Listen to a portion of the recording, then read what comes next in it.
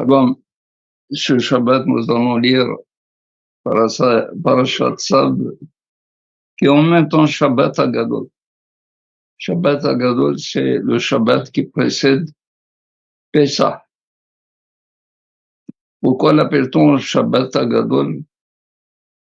Parce que ce Shabbat qui précédait Pesach, cette année, était le 10e jour de Nissan. Et Akadosh Baruch Hu avait demandé Be'asor l'Chodesh, le 10e jour de Nissan, la prescription de Akadosh Baruch Hu, Yikhu son Echol Bayit, un agneau pour chaque famille, l'acheter, le préparer pendant 4 jours, le maintenir pendant 4 jours à la maison. Et si on demandait au Bnei Israël c'est quoi cette prescription, il fallait qu'ils répondent comme quoi que Akadosh Baruch Hu nous a demandé de d'égorger ce talet le 14 Nissan, qui est la veille de la sortie d'Égypte. Et on sait tous que la divinité des Égyptiens était Talé. C'est le bélier. Pour cela que le mois de Nissan, pour les signes du zodiaque, c'est le mois du bélier. Et c'est le 15 du mois. C'est-à-dire pendant que le signe du zodiaque est à son apogée, il est en pleine puissance. Akadosh Baruch Hu va faire sortir les Bnei Israël d'Égypte. Et il leur dit, alors, priez votre Dieu qu'il fasse quelque chose pour qu'il empêche les Bnei Israël de sortir d'Égypte.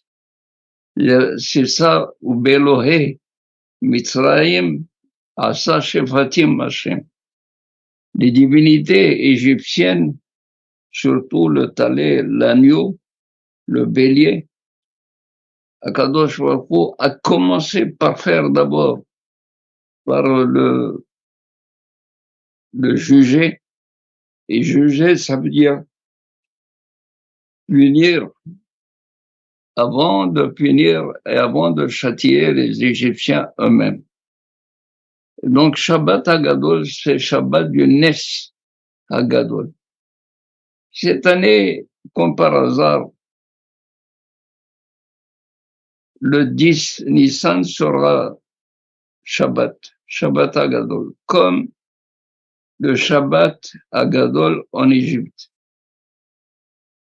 Cette année, de la sortie d'Égypte, Rosh Chodesh était un jeudi et Pesach était jeudi, comme cette année. Ceci étant, Parashat Tzav, c'est une parasha qui est intéressante sur plusieurs points de vue. D'abord, quelle est la valeur ou le sens, la signification du mot Tzav ici? Tzav et Aaron et Banav les morts. Tzav et Aaron, c'est-à-dire ordonne à Aaron. Qu'est-ce qu'il faut ordonner? Il faut ordonner Hiya Ola al Mokda ala Mizbeach Kol Alayla Ve'esha Mizbeach Tukadbo. C'est-à-dire toute la nuit, les Kohanim qui sont au service de Beth Amikdash, ils devraient surveiller la consommation, c'est-à-dire la combustion de l'Holocauste, des parties de l'Holocauste, et rester éveillés. Or, dans la Ola, le Kohen n'a aucun intérêt, à part la peau de la bête. Le Kohen ne consomme aucune viande de la Ola. Tout est complètement brûlé sur le misbéa. Vadaï, Tsav vient des Hachamim dire En Tsav ela lashon ziruz.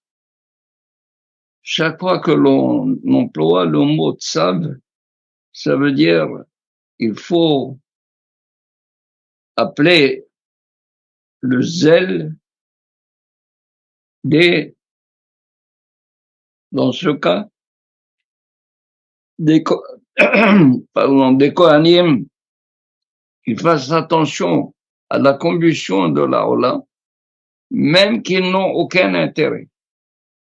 Même quand il y a rien à gagner.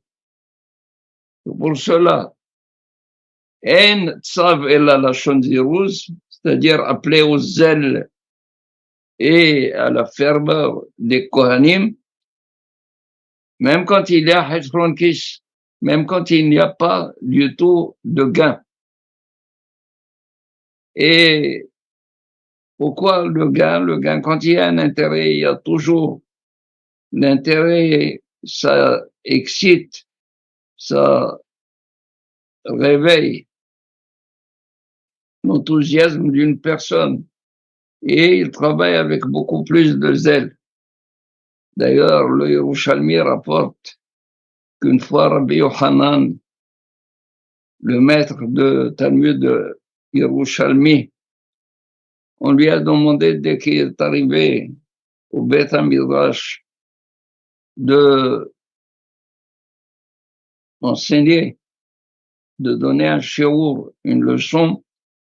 Alors il leur a dit, en chemin, j'ai perdu ma bourse.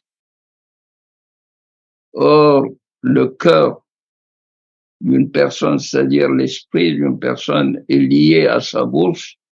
Et du fait que la bourse a été perdue, l'esprit aussi est préoccupé et donc il ne peut plus faire de cours et de leçons d'enseignement comme il aurait voulu. Il dit, pour cela qu'on dit, Halev, Talou Bakis, et Akis, qui se lève, n'est-ce pas? Le qui se le lève, ils sont en relation et l'esprit de la personne n'étant pas du tout disponible, il ne peut pas du tout enseigner. Là, la Torah vient nous dire, même que il y a une perte, il n'y a rien à gagner. Tu ne gagnes absolument rien. Dans la Ola, c'est pour cela que je te dis, Tsav, la Shonziruz, de manière de faire attention avec beaucoup de zèle, avec beaucoup de chaleur et avec beaucoup d'émotion, quand même, combien même, tu n'as aucun intérêt. Et c'est la nuit, d'autant plus. Al-Muqda, la Mizbeah, pendant toute la nuit. Mais le Midrash, par ailleurs, il a remarqué que depuis Vaïkra jusqu'à maintenant, on ne parle que de Bnei Aharon à Kohanim. Vizareku Bnei Aharon à Kohanim. Vikibelu à Kohanim Bnei Aharon. Mais on ne mentionne pas Aharon.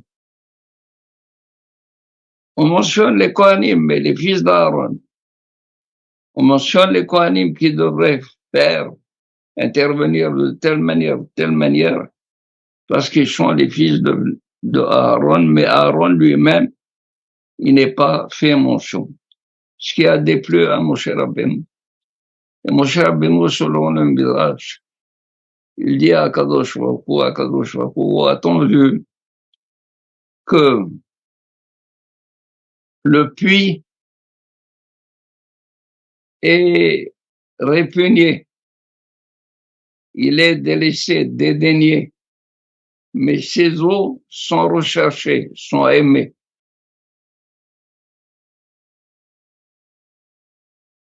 il dit aussi, tu as fait honneur à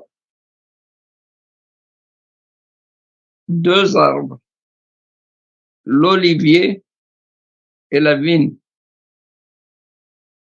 C'est-à-dire que pour consommer les corbanotes sur le misbeh, on pouvait apporter de tous les bois, de tous les arbres, sauf celui de la vigne, le bois de la vigne et le bois qui provient de l'olivier.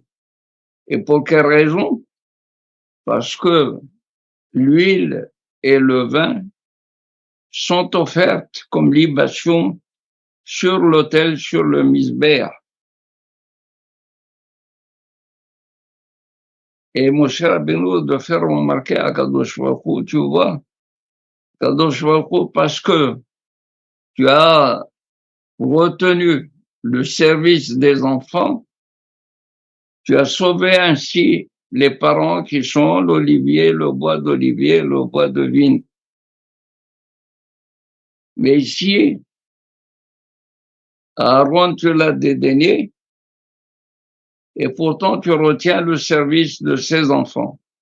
C'est-à-dire, les eaux de ce puits sont valables, sont aimées, sont appréciées, mais pas le puits qui les a produits.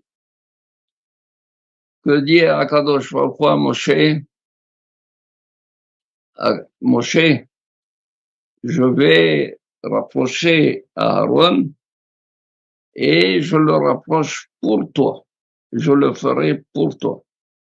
Et voilà ce que dit le verset. Tsav et Aaron, et pas seulement Aaron en premier, mais ces enfants que j'ai privilégiés tout à l'heure seront en deuxième. Ve'et Vanab, les morts. Tsav et Aaron, d'abord, ordonne à Aaron.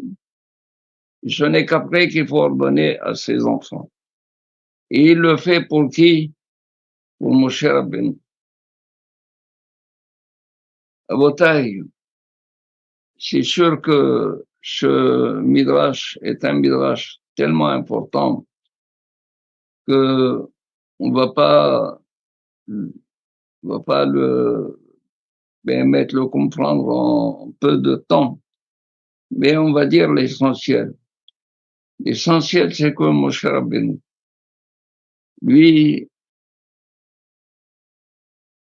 il aurait pu être,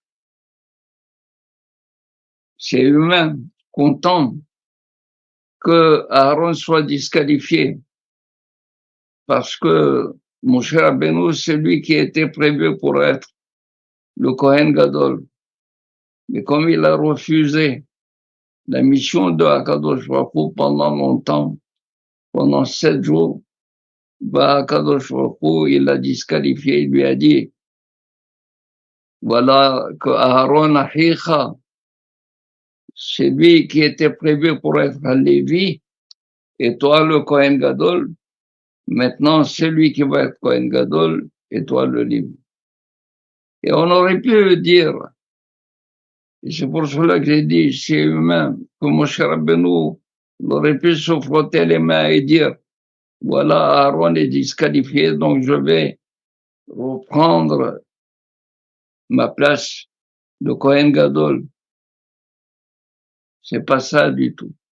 Au contraire, Moshe Rabbeinu, il était mistaer, il souffrait du fait que Akadosh Baruch Hu était laissé sur la marge, était laissé sur la touche. Akadosh Baruch Hu ne le mentionnait pas. Ça lui a fait du mal à Moshe Rabbeinu. Comme Moshe Rabbeinu, quand il a eu la promotion d'être le chaliach de Akadosh Baruch Hu, le missionnaire de Akadosh Baruch Hu pour la délivrance d'Égypte, et Aaron verra Achav et Samah Bilibo, Aaron te verra et il se réjouira dans son cœur. Mon cher Rabbeinu, au contraire, quand il a vu que Aaron n'a pas été retenu par Akadosh Baruch Hu, et Akadosh Baruch Hu l'a mis sur la touche, il a eu du tsar belibo, et il n'a eu de cesse que lorsque Akadosh Baruch Hu l'a remis, l'a replacé dans sa dignité à Aaron à Cohen. Tzav et Aaron et Banav, pas seulement Aaron, mais il l'a placé en premier. Et ses enfants qui étaient privilégiés tout à l'heure sont devenus secondaires par rapport à Aaron. Tzav et Aaron et Banav. Voilà comment mon cher Rabbeinu, il a aimé mon frère. Ce sont deux frères qui s'aimaient. L'un se sacrifiait pour l'autre. Alors, il y a raison que lorsqu'on arrivera à avoir cette amie, cette fraternité, lui-même, il va être parmi nous parce que il n'aime que lorsqu'il y a un shalom. Hashem, ose le amour iten. Hashem, yivarech et amour v'shalom, Akadosh Baruch Hu, il bénit son peuple par le shalom. Et le shalom passe par la fraternité et l'unité. Amen. Shabbat shalom, mevorach. Shabbat hagadol, mevorach.